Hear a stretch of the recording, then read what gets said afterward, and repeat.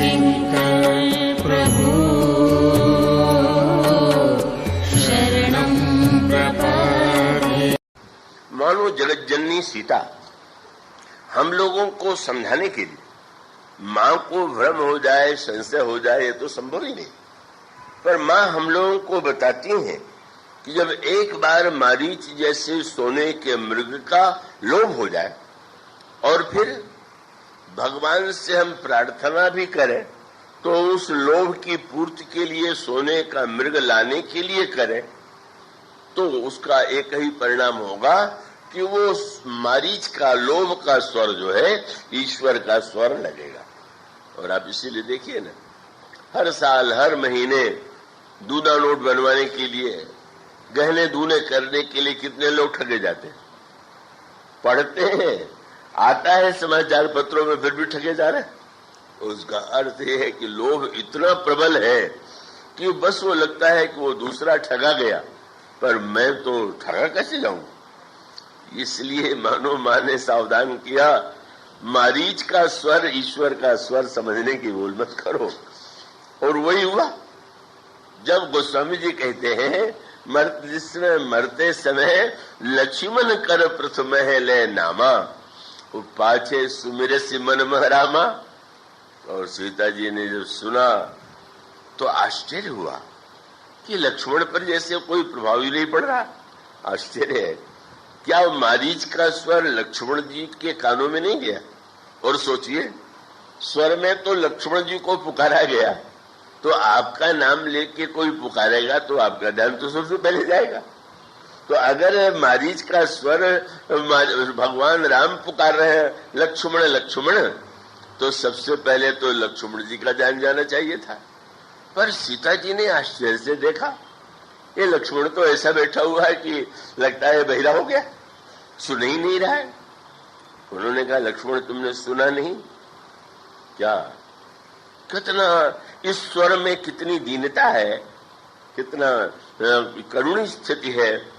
लगता है तुम्हारे भाई के ऊपर बहुत बड़ी कोई विपत्ति आ गई है, और तुम भाई हो, तुम सुन नहीं रहे हो तो आश्चर्य है, और सुन करके अनसुना कर रहे हो तो बहुत ही आश्चर्य की बात है। इसलिए जाहु बेगी संकट तो व्राता, लक्ष्मण बिहसी कहा, हंसने लगे। क्यों? जो वही लक्ष्मण जी मूर्तिमान वैराग्य है, वैराग्य को लोभ का स्वर ईश्वर का स्वर नहीं लगता है, और जहां लोभ आता है वहां लोभ का स्वर ईश्वर का लगता है। लक्ष्मण जी को लगे ही नहीं कि हमारे प्रभु राम बोल रहे हैं, वो तो हंस रहे हैं। और आश्चर्य से उन्होंने जो हंसने लगे तो सीता जी के क्रोध का ठिकाना नहीं। पहले सुनने को अनसुना कर दिया, मैं सुना रही हूं, सहायता के लिए कह रही हूं, और ये कितना ढीठ है कि उठने का नाम नहीं ले रहा है। और श्री लक्ष्मण जी ने कितना सुंदर वाक्य कहा, लक्ष्मण बिहसी कहा, सुनो माता, माँ आप ये कह रही हैं, आपको क्या ये ज्ञात नहीं है कि भृगुटी विलास सृष्टि लय होई। जिस श्री राम के प्रभु राम के भौहों के संकेत से सृष्टि का विनाश हो जाता है, जागने की क्या बात है, सपने हूं संकट पर ही किस हो। स्वप्न में भी क्या कभी उन पर संकट पड़ सकता है? मानो यही अंतर है। ईश्वर संकट में है, उसकी सहायता करनी चाहिए। पहले ईश्वर का स्वर लग रहा है, और दूसरी ओर जो वैराग्य में स्थित है वो जानता है कि अरे कोई मायावी स्वर है, हमारे प्रभु का स्वर हो ही नहीं सकता, मैं सहायता करने जाऊं। यही प्रसंग आता है श्री भरत जी के चरित्र में। ये प्रश्न कई लोग करते हैं कि जब हनुमान जी से श्री भरत को यह समाचार मिल गया कि लक्ष्मण जी इस समय मूर्छित है, लंका में पड़े हुए हैं, और उनकी दवा के लिए हनुमान जी औषधि लेकर के जा रहे हैं, तो क्या यह सुनने के बाद कि लंका में इतना बड़ा युद्ध लड़ा जा रहा है, श्री भरत को अयोध्या से सेना लेकर के नहीं जाना चाहिए? ये प्रश्न बहुधा किया जाता है और बड़ा स्वाभाविक लगता है। लेकिन गोस्वामी जी ने इसका बड़ा ही सुंदर उत्तर गीता और रामायण में दिया। एक क्षण के लिए जिस समय श्री भरत ने यह सुना तो आने लगा कि मैं क्या करूं, क्या मुझे सेना लेकर के जाना चाहिए। पर अचानक श्री भरत के हृदय में तो सचमुच ईश्वर की आवाज सुनाई देती। वो जो लोग कहा करते हैं वो न तो श्री भरत है न लक्ष्मण है, पर भरत जी को तो सुनाई देती है। लक्ष्मण भरत जी को सुनाई पड़ा तो भरत, तो ऐसा कीजिए कि जरा तो विमान पर बैठ करके ऊपर जाकर के आकाश को सी डालिए। जो बुद्धिमान होगा तो समझ लेगा कि आकाश भी कहीं फटता है क्या। हो सकता है बादल हो और बादल लगे कि बादल फट गया या बादल छा गया, आकाश क्या फटेगा। और उस आकाश को फटा मान करके सीने के लिए जो दौड़ा चला जाए वो कैसा बुद्धिमान है। गोस्वामी जी की तावली रामायण में कहते हैं कि श्री भरत जी को अंत में यही लगा कि तुलसीदास बिदरो आकाश सो कैसे के जात सियो। आकाश फट गया, भगवान राम संकट में है, युद्ध में लक्ष्मण मूर्छित है, इसको सुन करके मैं सहायता करने चला जाऊं तो ये तो मेरे धृष्टता की पराकाष्ठा है। अगर अयोध्या का राज्य प्रभु का है तो पहले भी प्रभु सेना बुला सकते थे, मुझे आदेश दे सकते थे, पर प्रभु जो लीला कर रहे हैं उस लीला का कोई उद्देश्य है और उस उद्देश्य में मेरा पहुंच जाना तो उनके लीला के उद्देश्य को नष्ट कर देना। आपका मित्र अभिनय के मंच पर टूट रहा है और आप नाटक देख रहे हैं।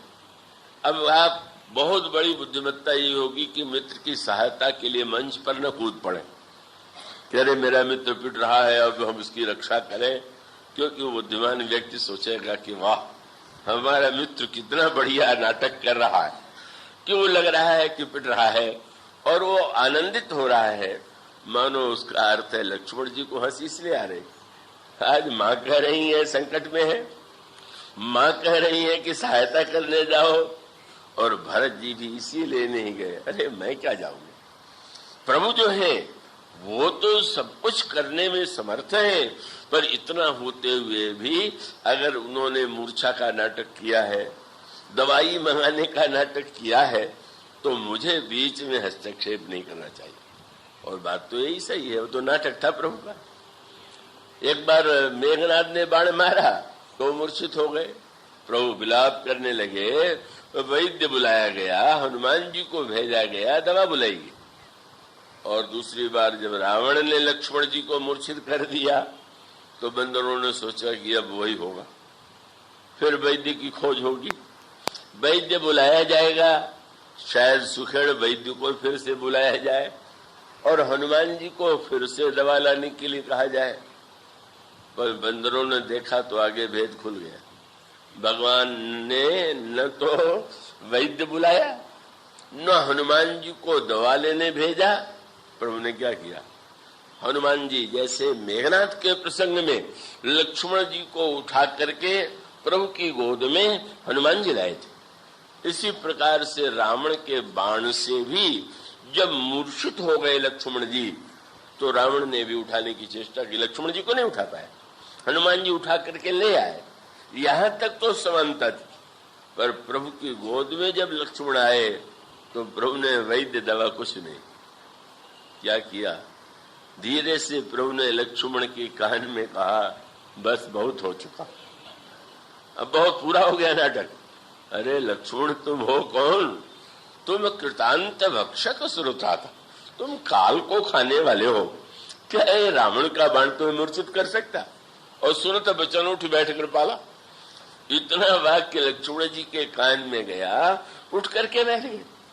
तो ईश्वर के ऐश्वर्य महिमा को जान लेने के बाद तो फिर तो इस प्रकार का कोई अंतःकरण में भ्रम होने की संभावना ही नहीं। श्री राम किंकर प्रभु